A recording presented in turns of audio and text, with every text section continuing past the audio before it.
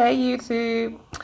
I know a lot of people been mentioning things about I guess cuz I have to hold my phone upright in order for me to know that it's not upside down cuz one time I held the phone sideways as people keep trying to suggest, which is a good, suggestion, but when I go to look at the video, it be upside down, just not right. So I just hold my phone, straight up and down so I know for sure that y'all seeing me. So I don't know, but I'm gonna get that GoPro when I get home. I heard GoPro is a pretty good recording tool if you somebody that likes to record your everyday activities, and like say I was running with it or something, it won't be shaking and shaking, like it stabilizes the images. So when I get a chance, man, I think I might just invest in the GoPro so my videos can be a little better quality.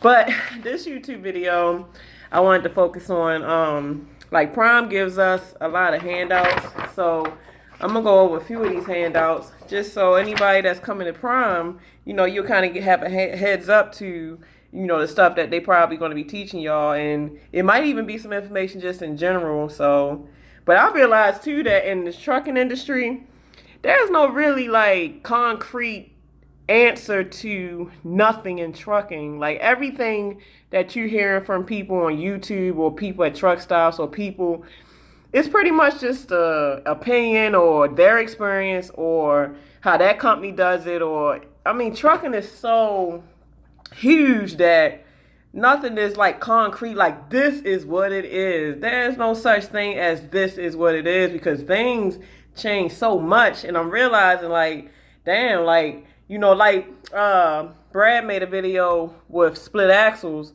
And when I first seen his video on split axles, I'm like, damn, there's other types of axles. All this time, my little rookie self thinking the tandems that I got, that was all the type of axles that maybe wasn't trucking. So I mean, that goes to show that you don't know. You will never really get to know every single thing in trucking. You just kind of learn something every day. That's why I said, you really do learn something every day. I don't care if you got 15 years or 12 years.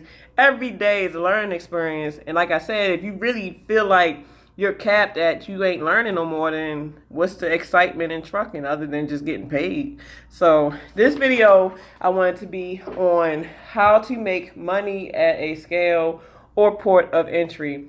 Now this is a handout they gave us and it's fairly short, so I should be able to breeze through this, and hopefully this can be of help to somebody. All right. In your Rand McNally Motor Carrier's Road Atlas, there is a red circle identifying a scale or POE. Use a sticky note and write down the mile marker of every scale that you will encounter. You know what a mile marker is, right? Like if you have a GPS, especially a Rand McNally, I don't know about the other ones, but at the Rand McNally, like at the bottom of the screen, it'll tell you the city and the state that you're in, and next to it, it'll have a little square and it'll say mile and then a number under it. That's a mile marker. Like a mile marker is like markers that mark what mile you're in within that state. Like I never really paid attention to that until I got in the truck. I'm like, ooh, that's a mile marker. I always just paid attention to exits. I didn't know they marked each, mile. And yeah.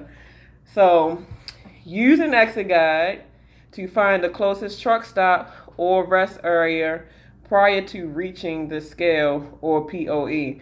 Like usually if you got a Rand McNally GPS, you won't really have to use, because they got like a little book and you can get it from truck stops, and it's like a truck stop book. So if you want them people that just strictly use Atlas maps and you're not a GPS person, the way you can plan your trip is, of course, you do your map, you line everything out, and then you look in the book, okay, well, yeah, there's a TA up on exit, let's just say exit 20 on 85. So, like I said, you get like a little sticky notepad, and you write down your stops before you stop. So that's how you plan out your stops, because say you have a 800-mile run.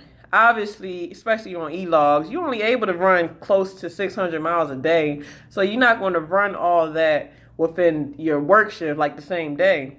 So within between you getting there, you're going to have to stop at a truck stop. So you need to plan out, okay, well, where am I going to stop at? So usually, like I said, a 600-mile run or 500-mile run, that's usually 10 hours plus days. So within 10 hours, you need to kind of figure where that will put you at as far as a truck stop or rest area or wherever you're going to park at. So that way you'll be okay. You won't be stuck somewhere that's maybe unsafe or just uncomfortable. So, okay, using your notes, go to the truck stop or rest area and conduct a thorough inspection of your tractor, trailer, logs, and all associated paperwork of the load you are hauling. That is important. Now, this is starting to make sense because if you know you coming up on a scale, the whole reason, I'm guessing the whole reason this is how to make money at a scale report, because you're going to lose a whole lot of money if you get to a scale and for whatever reason they decide to do a DOT inspection. And say you one of them people that don't really do your pre-trips every day. And trust me, a lot of people don't do pre-trips every day. They don't. They don't drain them tanks. They don't do no pre-trip. I'm sure people do them, but trust and believe, like, I'm sure a lot of people don't even do in-cab inspections like they trained you to do. Like, you know how when you was in training for people that, already got their CDL, and part of the pre-trip inspection is to do the in-cab, like the air brake test. And if you missed anything on that, you failed. But I'm sure most people don't do them. So, yeah, this is starting to make sense because, they can do a DOT test on you at any given time for any reason. It don't matter, just a random. So, what this is saying is before you find out the scales from off your Rand McNally to see where you're going to be hitting them at. So, before you hit them, find a rest area that's before it. So, you're going to stop at the rest area or wherever safely you're going to stop at. And you're going to look over your notes. You're going to look over the whole truck, do your pre-trip, look over the trailer, and even maintain your logs, because sometimes, your log, even though it's an e-log, it can still be off. And when I say off, a lot of things that can throw stuff off is your on-duty time. Like, you might not be clocking your on-duty like you should, because technically, obviously, when you finish in your 10-hour break, you're going to finish it from sleeper berth, but the real technical way you're supposed to do it is when you get up, either put yourself on off duty or on duty. And I'm guilty of this sometimes myself too. Like, sometimes I'll get up and forget, and I'll do the pre-trip and everything, but after that, I'll get behind the wheel and start driving and forgot to do the off duty or on duty. So that can be a violation too. So if you realize you do that, either go on duty at the end of the day or go on duty at your 30-minute break before you do your 30-minute break, so you're giving proper on-duty time. So you got to really look at all that stuff, because anything that can give that DOT man a reason to write you a ticket, here you go, sir. I expect this to be paid in 30 days. Have a nice day. Drive safe. Man, get out of my face, man. All right, you're going to go to the truck stop, conduct a thorough inspection of your tractor, trailer, and logs, and associate paperwork, loads you are hauling. Like, I guess that's the bill of lading, because you want to look at that too, because like I said, most of the things on there that you want to be looking for is making sure your seals match, making sure the product that you're hauling is actually what you're hauling, and the weights. Like, you want to make sure your weights is not super out of whack. So obviously you scaled it to make sure it's not overweight, and you looking at your truck weight gauges that's in your tractor and on your trailer to make sure your weights are good. So after you do all that, everything checks out, you fine. Now you're going to proceed to the scale and the POE. Once your DOT inspection is complete and you are handed the documentation indicating no problem areas found, no fix-it notes, scan this inspection and with your bills are laden to be paid for your trip. Oh yeah, too. If you get pulled over by the inspection station for DOT inspection and your truck passes, Prime pays you for that. I think they pay you like $100 per every pass you pass. So if you know for sure that your truck is good, shoot, I'll be like, yeah, shoot, go ahead. No, man, go ahead and do that inspection. Go ahead, do the inspection. I want my money. So I'm guessing that's how you make money off of this. Because, obviously, if you got a new truck and then you really doing what you're supposed to do with your loads, making sure they're not heavy, the trailer's good, you're going to get paid. See, that can add up. So, all right, let's read the rest. Compensation will be paid to independent contractors at the rate of $100 and company and so company drivers, if this happened to you and you're a company driver at Prime and you're doing your pre-trips and everything, and the DOT man pulls you over and you pass, you get paid $25 on your check, but you have to scan the pass, documentate like whatever he gives you, and with your bills are laid, and when that's how you get paid. You got to scan your bills in. So like I said, for people like me, that's a lease op. You get paid $100. For company drivers, you get $25. Using these tips and doing proper inspection, you will not miss scales. You will avoid tickets and fines, and you will improve your CSA score. Where else can you be paid for your inspections? You travel the nation's highways and think I could use some extra money. Find a scale. It's just like an ATM. But that's everything on here is true. But Prime is known to have a great safety rating, so they rarely really mess with us, to be honest. Like, I've been out here since March of this year, 2017, and I have yet to be pulled over. I think the only time I got pulled over, I think somebody else had got a weight ticket. They was crossing the bridge and they was really, really overweight, and they didn't pay it, and the ticket was like $3,000 that had to be paid. So, I got a pre-pass, and the way that you have to stop at the truck station, the stations is when it beep red. Like, it either beep green, meaning keep going, you don't have to stop at the truck station, or it beep red to say pull in because for whatever reason. So it beat red, and I went in there, and you know how you pull up, and it's like arrows on this side and that side, like the arrows, and green arrow mean go through this lane, and red arrow mean, you got to go through the one that's giving you green. So instead of making me go through the arrow that was going through the scale that takes you back to the highway, it gave me a green to go, like, pull in. Like, when they ask you to pull in, that mean they either about to inspect you, like something ain't right. So I had to pull in, and they had set on the Qualcomm, like over the intercom, to come in.